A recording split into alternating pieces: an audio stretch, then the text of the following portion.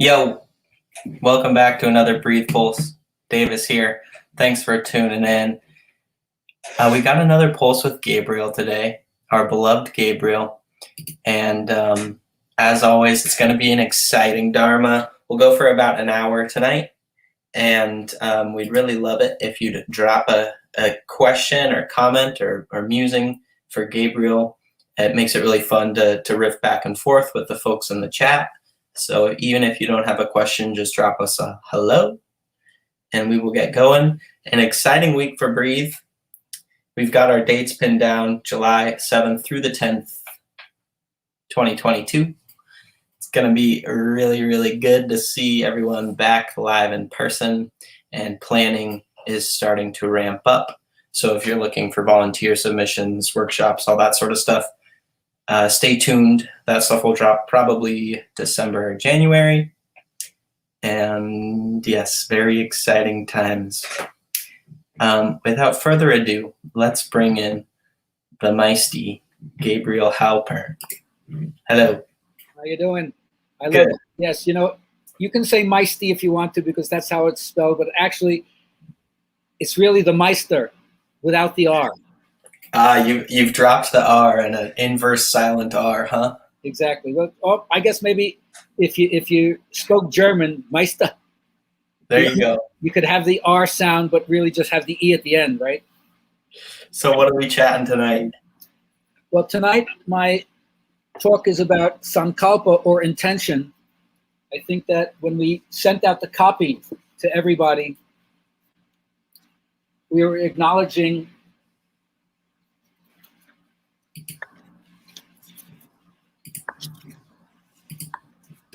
if I can go back and remind everybody of the copy, I said that things are opening up a bit more, but we're still not out of the pandemic yet. And whatever you set your mind to do, that's your next creative choice. And to that end, you know that yoga is the first thing I pitch, although I try to expand it out of the classical technique to understand what is the Americanization of the Dharma. But it is a motivational boost to everything that's worthwhile in your life. And that's why I'm always pushing practice, although I say any art form that you get into, that can be your practice. It doesn't have to be the traditional yoga practices. But if you want to give emergence to what I call your next most radiant self, so we're going to talk about attention density and what does that mean to shift what I call your happiness set point. And this is going to lay the foundations for your future success and how you set things up not to fail. How do you set things up to succeed? But you got to diligently and intelligently apply this so that you learn what I call the 4 or 5 P's: passion, purpose, persistence, perseverance, and peace. And when they all coalesce, you get a strong base from which to move out into the world and bring your specific brand of blessing, because you all have gifts. And that's what I'm here to help you do, is to help bless you, right? Acknowledge you and encourage you. So we'll get into that in a little bit. So basically that's where I'm at for tonight. But first, a little song. There's nothing wrong with bringing the Las Vegas act into the whole thing. There's a brand new star up in heaven tonight, shining down on us, glorious and bright. Gonna miss you every day, but I know that you're alright. There's a brand new star up in heaven tonight. There's a peace in my heart, finally moving on. A calm in my conscience that sings this song. No longer will you struggle, no longer will you fight. There's a brand new star up in heaven tonight. Let the love shine down, let the love shine down, let the love shine down, let the love shine down. I'm gonna miss you every day, but I know that you're alright. There's a brand new star up in heaven tonight. There's a break in the clouds, the sun is shining through. Speaks to my soul in a voice that sounds like you. When I lay my head down and gently close my eyes, there's a brand new star up in heaven tonight. Let the love shine down, let the love shine down, let the love shine down, let the love shine down.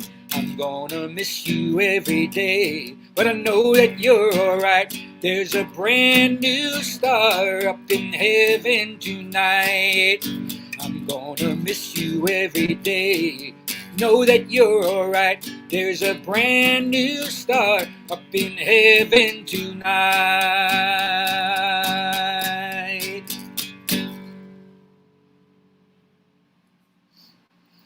Oh yeah. Oh yeah. So, first of all, I want to honor anybody who's passed away in the pandemic. And I don't know about you, but I don't have to go for 6 degrees of separation. For those who haven't heard me talk about before, you know, we took one of our favorite aunts, my wife and I, to the hospital, and then you couldn't go in, and we didn't see her for the next 5 weeks, and then she passed. So for me, there's no degrees of separation. And so if you know anybody, whether they just got COVID and soldiered through some bad symptoms, whether or not you know people, and somebody's passed away, let's honor that and recognize how horrific that's been for all of us, how desperate we all are to try to get back to some semblance of normalcy. So now that I've said that, next thing I want to do is remind you to share poetry. I always like to share poetry. Hi, Tim from Iowa. Glad you're here.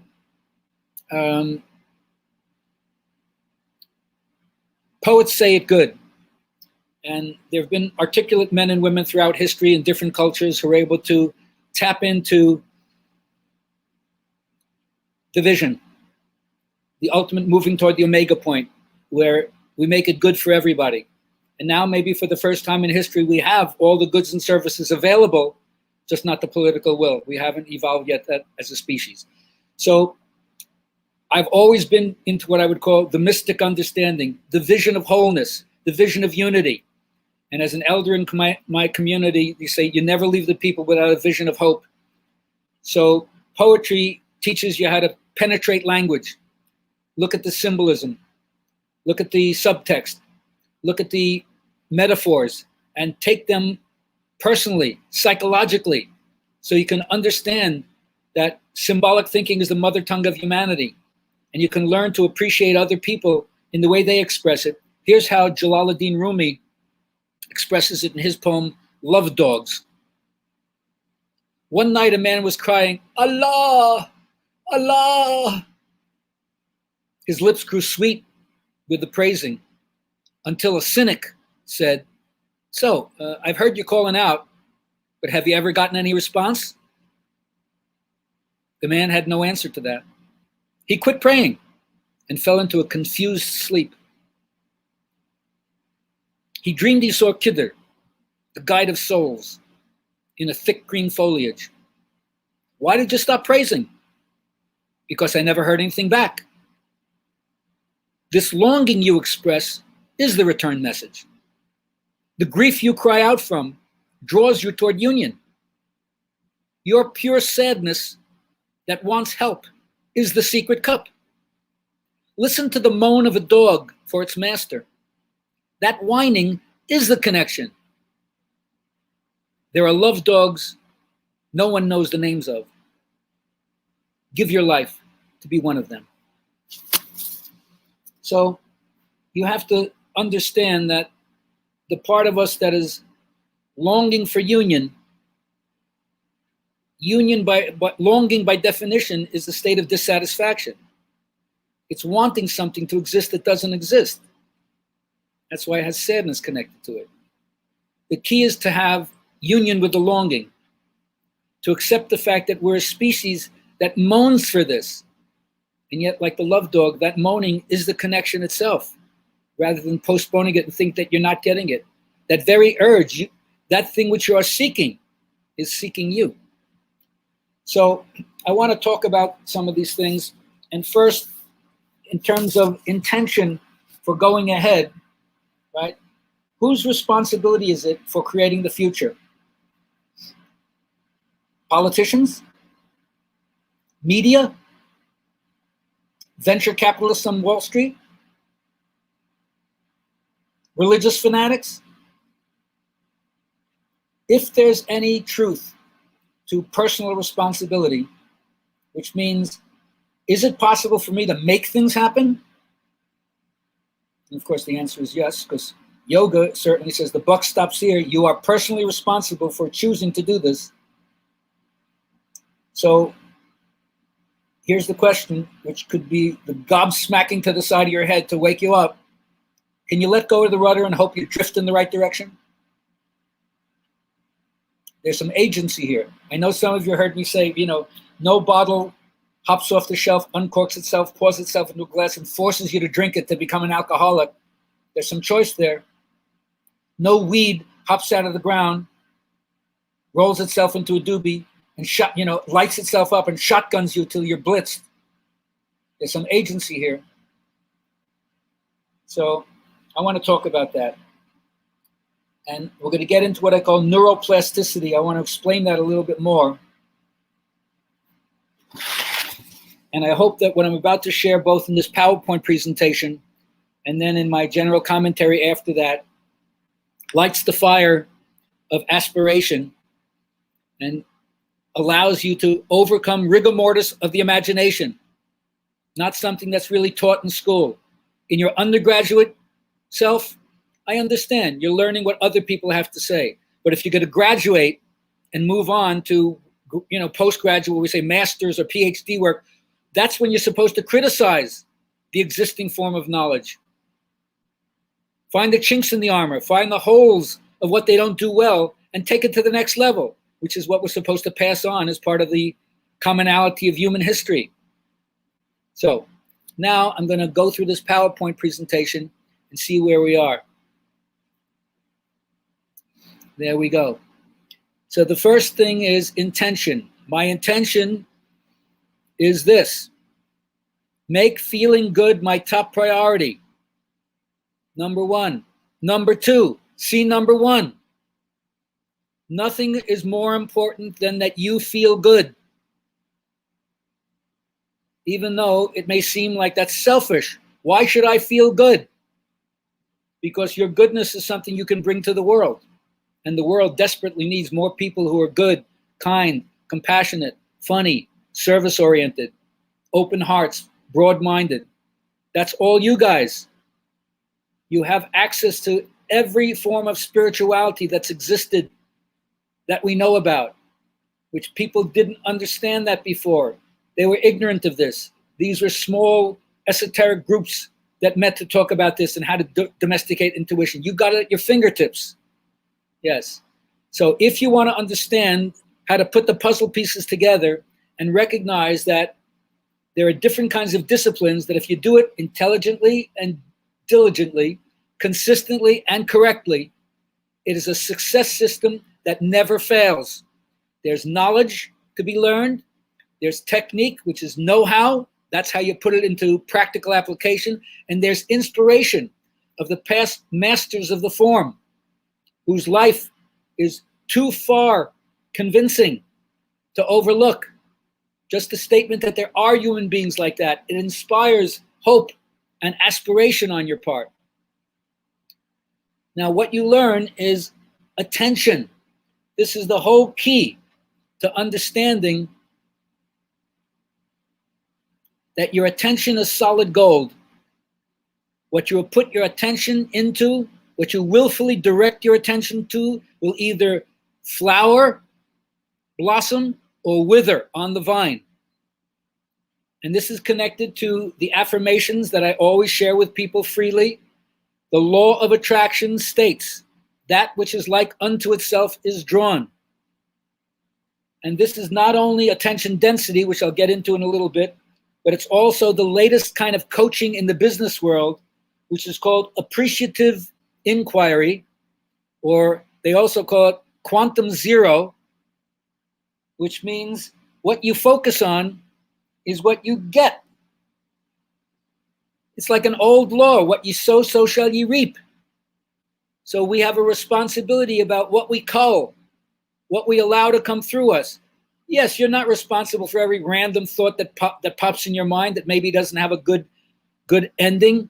It's a bad seed, but you can cultivate it. You can be aware of that and choose not to put energy into that. And by choosing to turn your attention away from it, it withers. And what you're going to focus on, you're going to get more of, because the law of attraction will help that to be more. All right.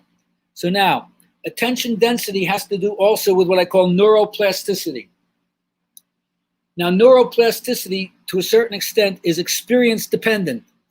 That means that we all have had experiences that condition us to believe that that experience is the only experience that's possible. So we end up seeing life through that particular viewpoint.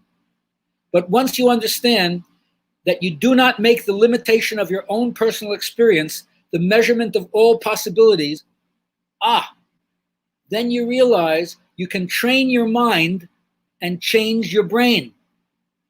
That means with intensive focus on a new learning experience, hence we'll get back to yoga in a moment, you create a structural change in your brain. In other words, new synapses can be connected. You can hardwire, you can fire these neurons and make another groove in your brain that shifts your attention away from the previous experience-dependent conditioning. And now, because your brain has plasticity, it can be molded in a little bit, you have to learn how to completely absorb yourself in whatever the field is. And of course, I'm going to explain it through yoga, but you can see right away, it isn't just yoga we're talking about. If you'd like to change your happiness set point, then yoga represents, at least in this particular way I'm sharing it, the eightfold path, the 8 petals on the yoga flower. This is the yoga motivational tool I was talking about that makes everything in your life worthwhile. It gives you results in the moment as well as in the long run, because it's also an accrual system. The more you do it, the better you get at it. The more you attract to yourself auspicious circumstances that bring people into your life who you have faith in and people who have faith in you.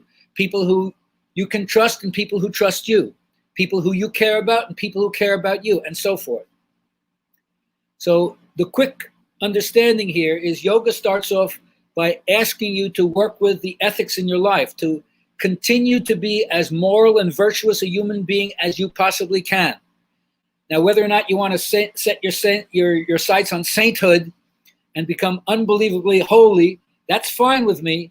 But, as human beings, we tend to sometimes fall off the path or perform less than we're really capable of. And maybe it's true that the ideal is not the real and that the actual is not the what should be, but we keep working on it because they say your reach should exceed your grasp. Otherwise, what's a heaven for? So the first thing is you work on things that you should abstain from. And the basic yoga thing, I know that most of you who practice yoga understand this, and to apply it is the whole thing, right? You're supposed to be aware of non-violence, non-lying, non-stealing, non-addiction, and non-miserliness. Said positively, work on being peaceful, truthful, honest, moderate in your use of everything, and generous.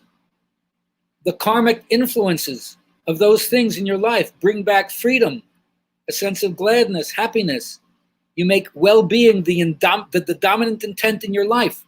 And it spreads, it radiates from you, it emanates from you, because you don't have any ulterior motive to be violent to people, to lie to people, to rip off people, to body grab people non-consensually or inappropriately, and to hold on to your stuff instead of to sharing the blessings that you have.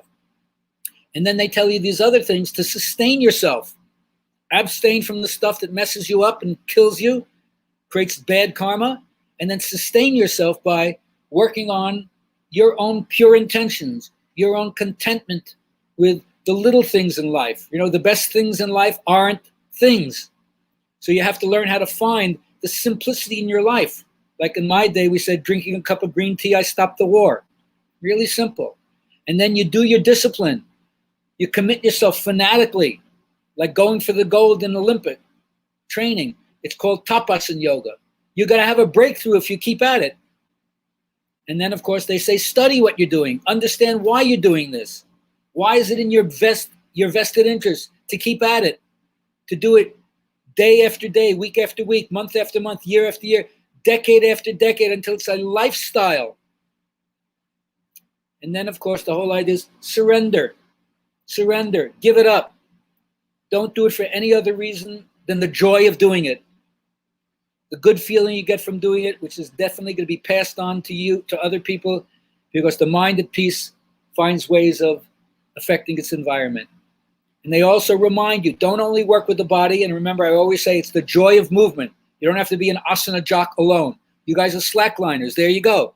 Whatever movement you do, I say this every time, keep moving, keep biking, keep rock climbing, keep skiing, keep skateboarding. The joy of movement.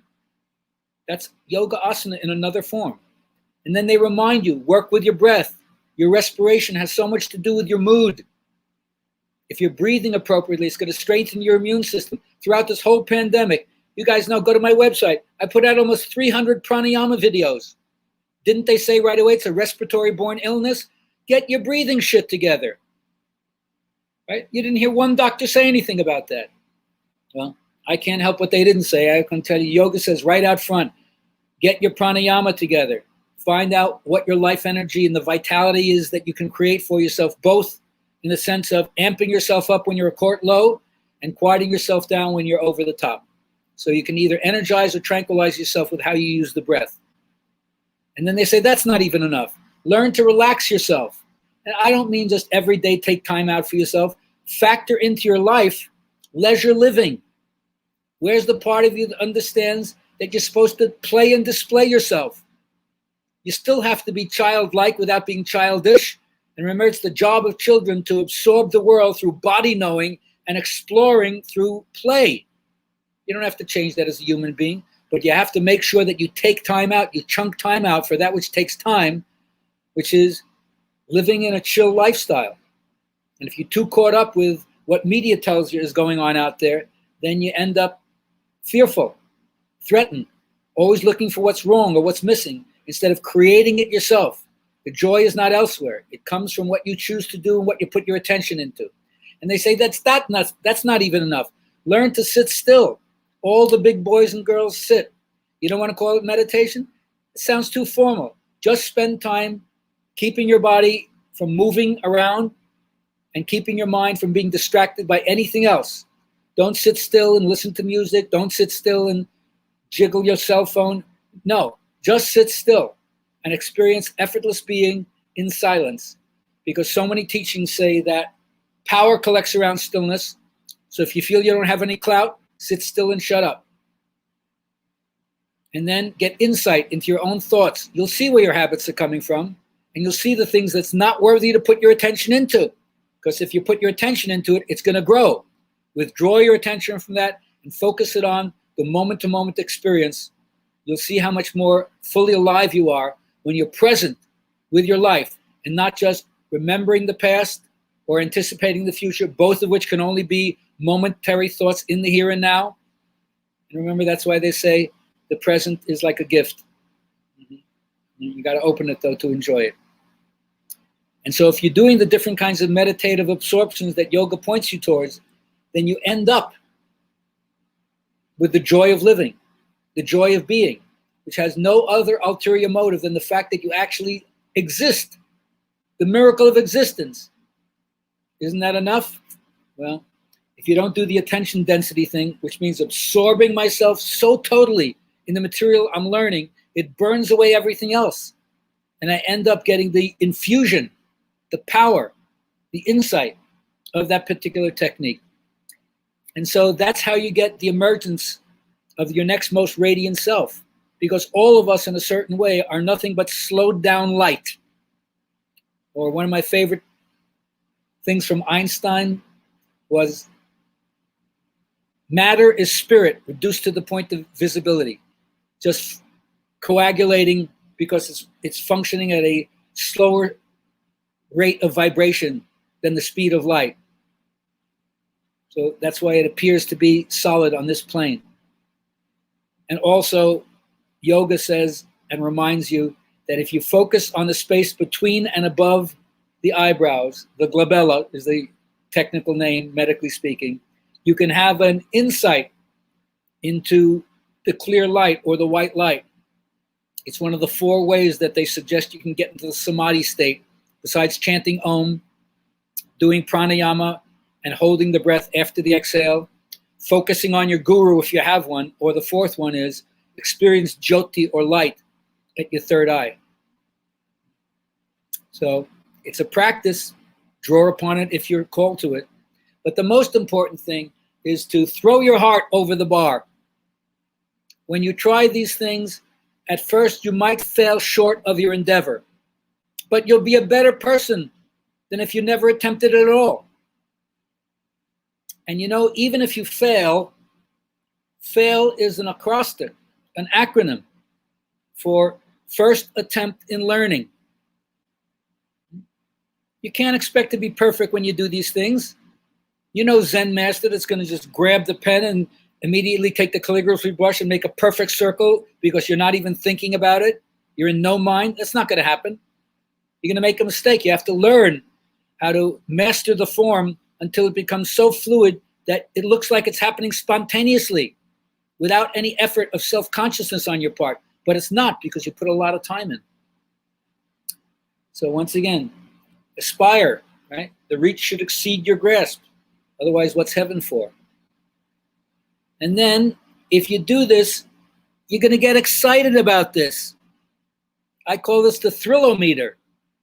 In yoga, the passion, the zeal, the enthusiasm for this, the going for the gold, the being turned on, the being on fire, the having fire in your belly. You say, I'm all over this. It's called anyamanas in yoga, the seizure of the divine mind. I get the vision. I'm on fire with this. I'm not going to let anyone or anything douse my passion, shut me down, be a naysayer, lose faith, not look to my own inner depth to guide me. And that's a lot to say, because as one of my mentors said, if you say yes to the mystery of life and why things are the way they are, where it seems that there's such unfairness and injustice and hard to believe there could be any supernatural deity that would make a world like this. But once you say yes in the heart of darkness, so you're not hedging your bet, then you have to do what's called joyful participation in the sorrows of the world. So you don't try to pretend that you don't see it. You don't like take a dose of deny-it-all in the morning to get through life. You accept the fact that there's going to be heartache, and that your heart is already broken, so stop trying to protect it. And in fact, a broken heart is the only one worth having, because without the humility and contrition that comes from realizing how hurtful it is to see what I call the nightmare of history, or the catastrophe of life, you're not going to be moved to compassion. So if you understand that, then cease to be satisfied with convention. Stop shooting yourself in the foot. It's not beyond your reach. It's not beyond your grasp. But you have to develop what I call inspirational dissatisfaction. Just because you might have been initially bent out of shape by society's pliers, a part of you has to say, what else can you show me? Is this all there is? And of course, the answer is, it's not all there is. And so I hope you find your way to realizing that we have a lot of different ways that we can shift ourselves. You can learn to find that you have different brain waves, and that you can move out of the beta state of waking consciousness through the alpha, the delta, and the theta state till you get into those deep, creative, inspirational, intuitional states.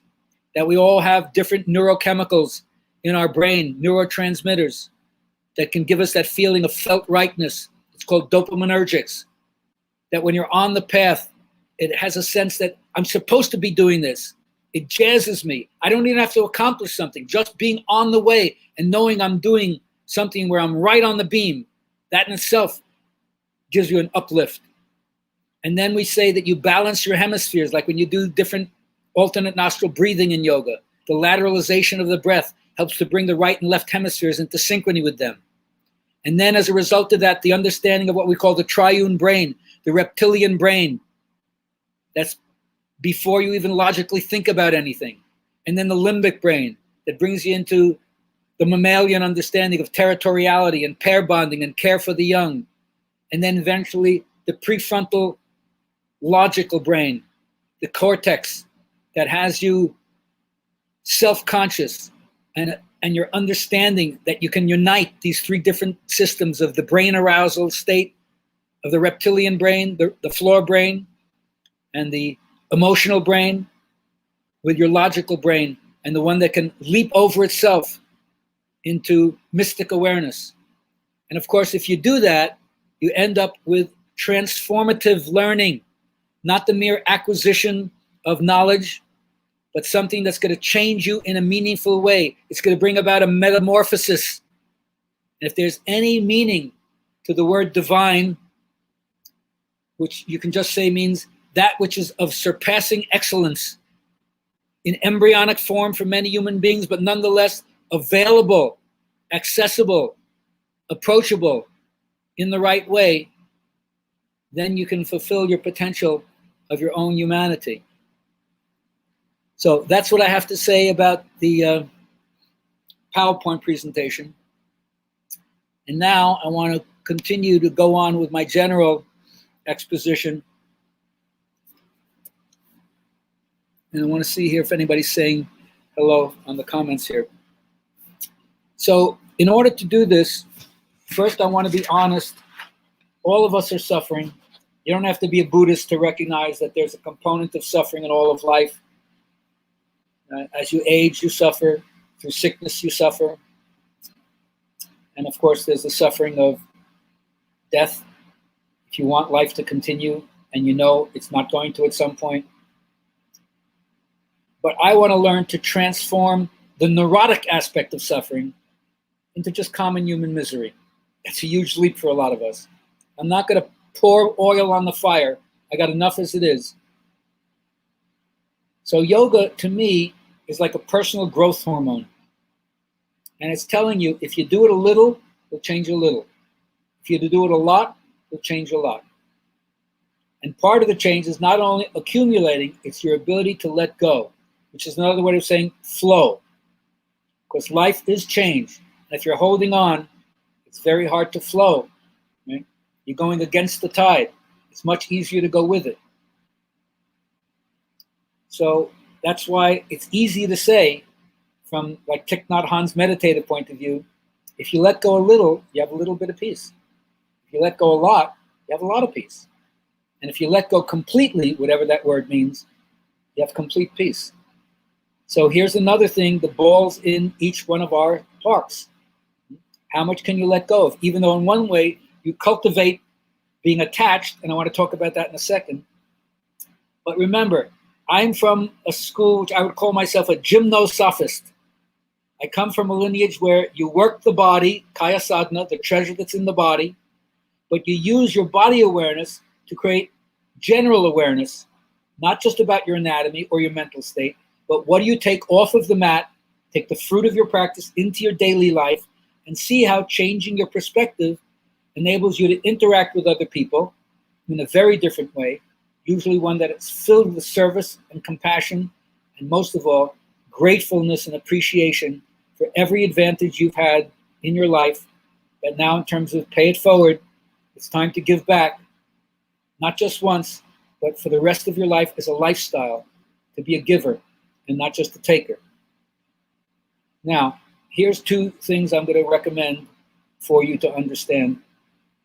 Number one of the rabbinic teachings that I like to share, and of course this goes along with what I would call satya, or truthfulness, is the quality of your speech, how you talk to people, is the single most determinative factor about whether or not you inherit a portion in the world to come.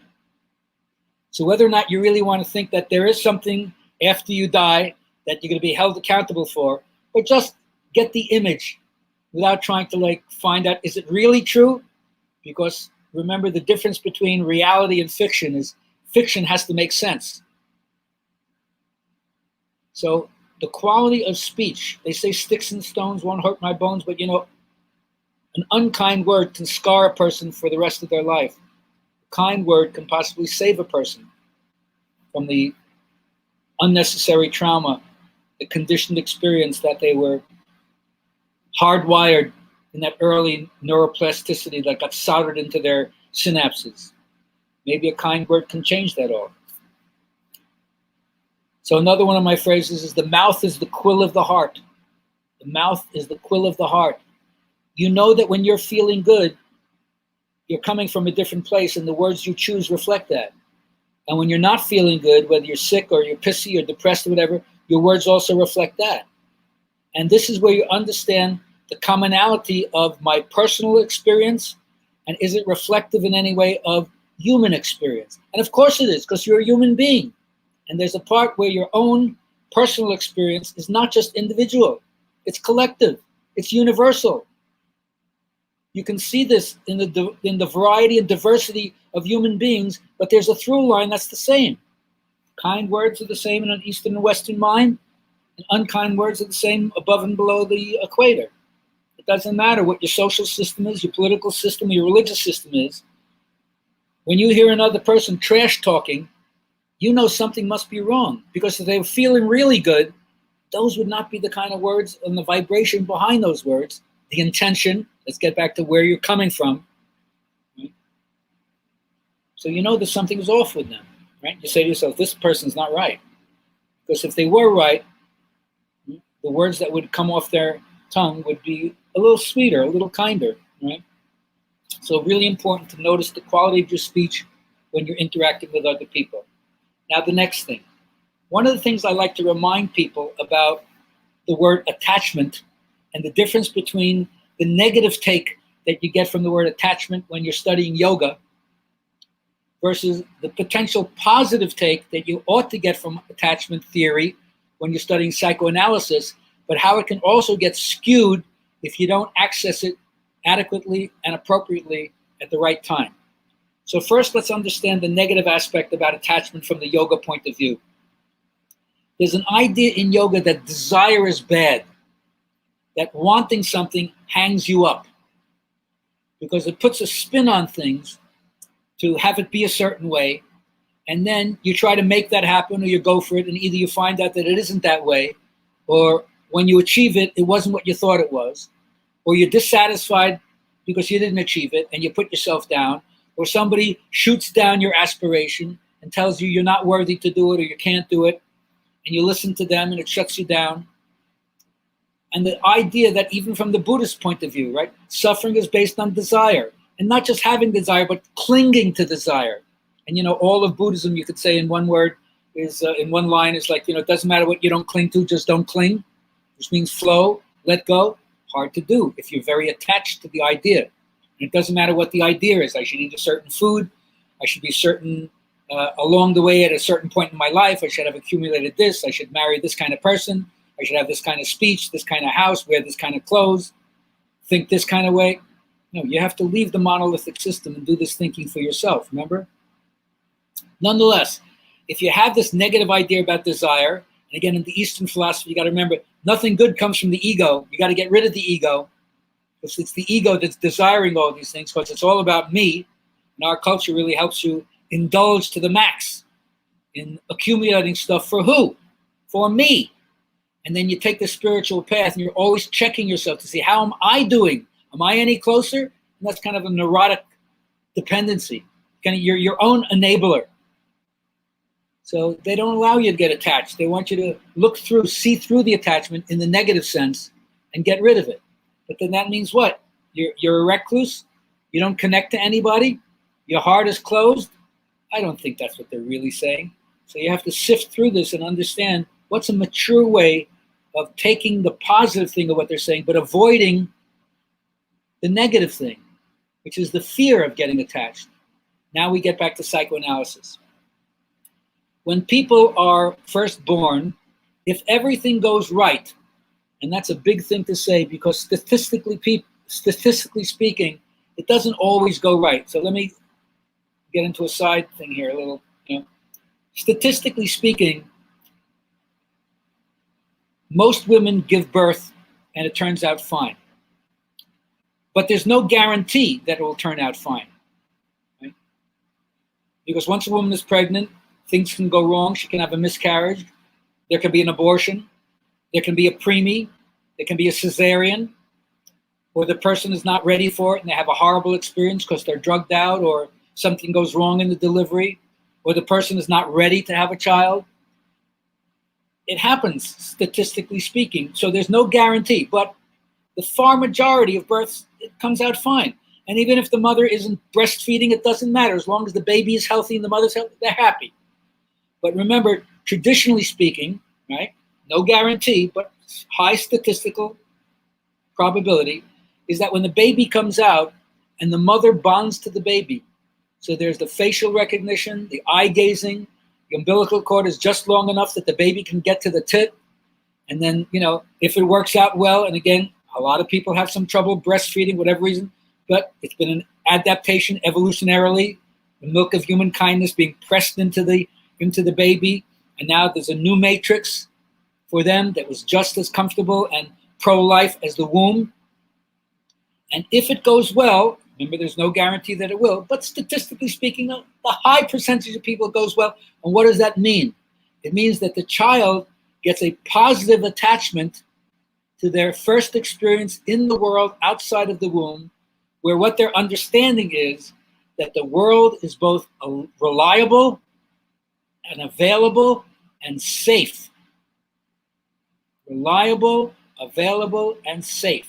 And if that's the initial imprinting, bonding experience that happens, and again, there's no guarantee that it will, but statistically speaking, the high amount of experiences go that way, then that will be a person who later on in life, even with all the other buffetings that happen, with not great parenting, and remember, parents don't have to be perfect, they just have to be good enough.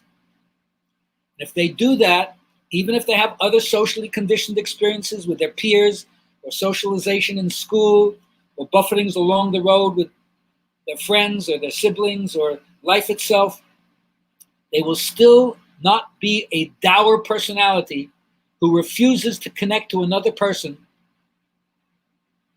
So in other words, relationships, intimacy can happen, and that kind of person will be willing to connect to another person, to open their heart, even though that means vulnerability.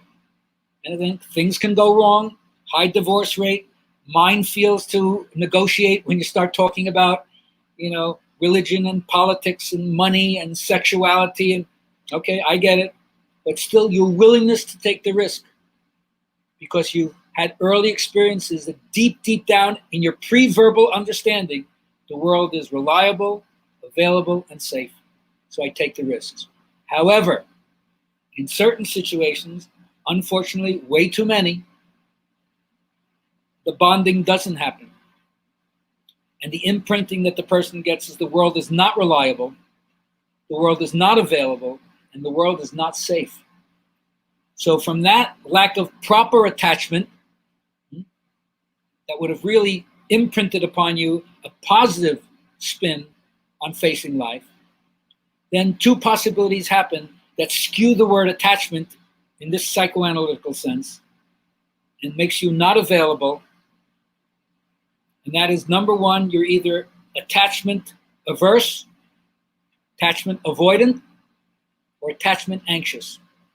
And the spin on these is, if you're attachment avoidant or attachment averse, you've imprinted so much hurt about not having that bonding experience that for the rest of your life, it nips at your heels and you never allow another person in, because the pain of not having that available to you is such that I never want to face that again, so I won't even risk connecting to somebody. I sabotage the relationship or don't put myself in a position to have the relationship to begin with because I'm attachment avoidant or attachment averse. But the other split that happens when you have the negative take on it's not reliable, it's not available, it's not safe, is the anxious response. It makes me so panicky that there isn't anybody there that I'll do anything to have somebody there. I'll ass kiss, I'll flatter, I'll pick the wrong person. I'll be in abusive relationships just because someone is still there. At least I don't have to face being alone. So that kind of aversion based on your own anxiety to go it on your own or wait to learn to be the right person, not try to find the right person, that creates another kind of spin that makes the attachment theory, psychoanalytically speaking, skewed. So how do you find the balance between these two things? Yoga teaching you that there's a negative quality to the wrong kind of attachment. When you're clinging, you're holding on for the wrong reasons, and it skews your whole desire system. But that's not the only way to be attached to people. You can be attached to people, or I say involved, but detached from the ultimate aim, because all you can do is invite people out to play. And then if they can't, for whatever reason, create some whole space for them. Feel for them, that they're afraid, that they're threatened. And of course, they can't step out into joy. So can you hold space for them that makes them realize, well, I've met a human being now who doesn't reject me for the fact that I'm sad or because this is what my life experience has been. They allow it to be. They accept me for that.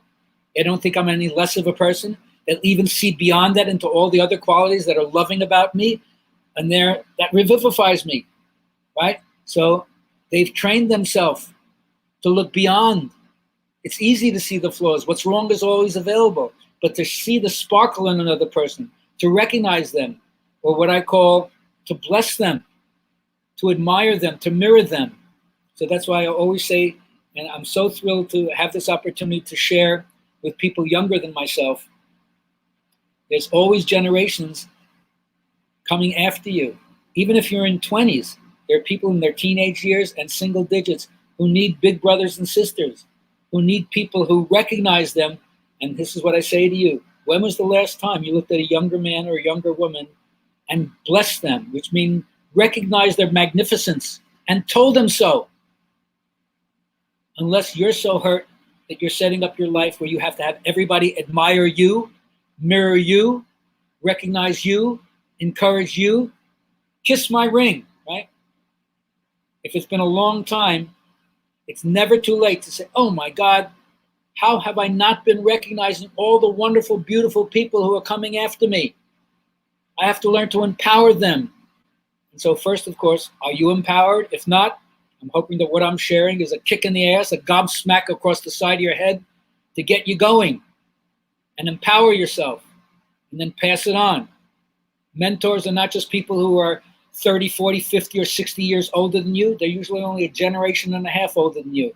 Your guitar teacher only has to be 25 and you're 10, and they're teaching you how to riff. They're your mentor. They don't have to be some wizened old guru with 50 years of guitar playing behind them. You get it? So let that go.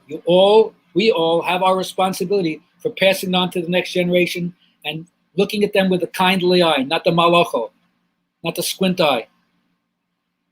People need to be felt that someone recognizes me, appreciates me, and then that empowers them.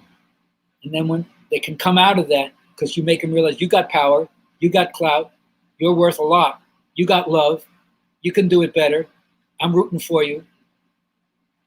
Then it starts bringing them out of the shell, and then you can play together. You can invite creativity. So that's really important. And part of this is what I call the renaissance of your imagination. You have to start thinking outside the box, not like everybody else does, not looking to somebody else for leadership.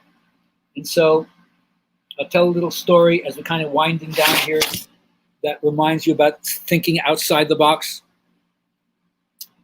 And it's not only just because chimpanzees tell you, you don't peel the banana from the top where the stem is. You know, you ever see them? They open up the bottom and it pops right out, right? Okay, you can learn from chimpanzees, right? But I like to tell the story of the Sufi fool, Mullah Nasruddin. And of course, he's a fool because it's so stupid what he does, but there's always wisdom inherent into it if you can find it. Every day, Mullah Nasruddin passes by customs, moving from one country to another, taking his donkey with him, and he gets shaken down by the customs official because everybody knows that Mullah Nasruddin is a smuggler. And so every time he goes past the customs from one country to another, they shake him down, they strip his clothes, they check every orifice, they look everywhere in the saddlebags of the donkey and the donkey's hooves and the donkey's ears and any place that some contraband could be hidden. They can't find a thing. 25 years, day after day. And he has that shit-eating grin on his face, kind of mocking the customs officials because he knows they know he's a smuggler and they can't find squat. And it miffs the custom official to no end because they know he's smuggling, but they can't prove anything. And then the time comes where Mullah Nasruddin goes across, and then one day the head customs official meets him on the street and says, you know, I'm no longer in the field and the statute of limitations is over, so I can't go back and try you for any crime that you committed, but I gotta know before I die. Everybody knows you were smuggling. You know you were doing it. I know you were doing it. We never found anything. Can you tell me, were you really smuggling? He says, yes, I was. I knew it. Was it gold? No. Was it diamonds? No. Was it drugs? No. Was it some kind of currency we couldn't find? No. What were you smuggling? Donkeys. So I don't know what thinking outside of the box represents for you. I can only tell you that my path has always been the same, whether I translate it into yoga or not. First, find the things you love to do. Pleasure is the tie that binds. I call it the egosyntonic teachings. By trial and error, find out what are the strings of sympathetic resonance. Like when you pluck a guitar string, the strings next to it vibrate in sympathy, even if you can't hear it. And when they vibrate in sympathy because you found the thing that turns you on, it's as if, metaphorically speaking, a thread from the other world pokes its head into this world. Where did that come from? And you start pulling on the thread. And the more you pull on the thread, you create the tapestry of your own existence. And you weave your life through the twists and turns of the wild roller coaster of your life. And then when you get this picture, you take it off the loom that you've woven yourself and you put it to good use. You enjoy it first yourself, and then hopefully you serve other people through your gift. Now, if it was simple as putting the pedal to the metal and finding what you love to do, I wouldn't have to go any further. But the truth is, every woman comes across something that scars them. The degree of trauma or pathology, I'm not going to argue about it. I mean, we're not living in a refugee camp. Most of us don't have to walk 5 miles a day to get potable water that may have cholera in it. The things that people have to go through, most of us are filtered away from those things. It doesn't mean we don't have the right to complain about what I call bourgeois dukkha, first world problems. What, my car's not ready. My dry cleaning is not ready. Or, oh, they didn't have kale today. Get real. But nonetheless, each one of us has something that's happened in our past that represents those experience-dependent conditionings that created the wrong kind of plasticity in our brain. It kind of soldered it in place. And unless you train your mind to create new synapses, you may not know that there are other possibilities. Remember, don't make the limitation of your own experience the measurement of all possibilities. So in addition to the ego-syntonic things, at some point, you have to have the guts and the insight, which means support, to go into the dark stuff. I call it the shadow. You could just call it what's in your subconscious mind. But you have to have a positive attitude towards why would I want to go back and deal with that stuff that hurt me or didn't feel good, because you didn't have the skill set to deal with it when you were young. And maybe you still don't have the skill set now. But you can learn. You can apprentice yourself to people who can help you. Healers, shamans, psychoanalysts, 12-step programs. There's no dearth of things you can do to align yourself and heal yourself, and then bring the gift of your healing back to re-energizing the things that you love to do so you can play in life and invite other people out to play with you.